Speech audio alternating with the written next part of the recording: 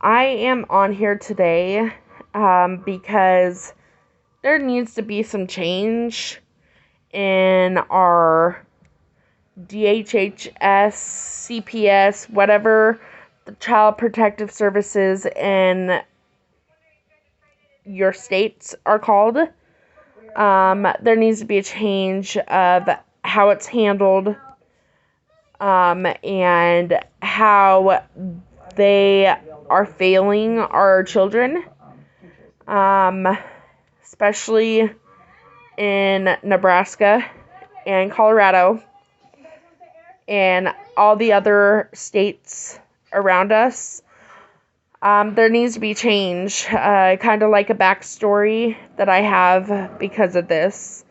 I was a young girl and I got taken away from my parents for false accusations. They legally or illegally adopted me out. My mom never signed her rights over. And I ended up in the system, in and out of treatment centers, juvie, because I acted out. And I had a lot of issues, abandonment issues, depression. I decided to try to take my life when I was a very young age because I didn't understand. So that's my story as a child.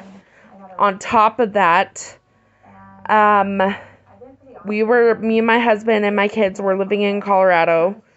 We were living with my mom, my grandma, grandpa, and my mom's husband all in the same household after my husband got shot back in 2019, 2020 over drugs. So he used to be a drug addict. But since he got shot,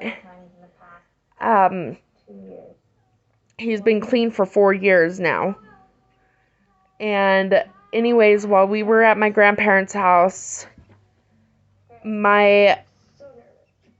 somebody had reported us making false accusations about us being abusive towards our kids, stuff like that. So CPS in Colorado got involved with us, and they made us move out of our grandparents' house into a homeless shelter because they threatened. That's another thing. CPS, DHHS, whoever they are in whatever state you live in, they threaten you. They take away your rights. But they threatened us. They said, if you don't move to this shelter, this homeless shelter, we will take your kids. So we followed through. We moved to their homeless shelter. Well, my mother-in-law, she had moved up here to Nebraska. And we asked if we could come up here, stuff like that, back up on our feet, start all over.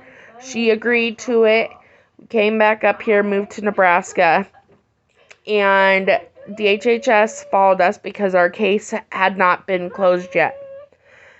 And so, March 2021, DHHS up here came into our lives from Colorado.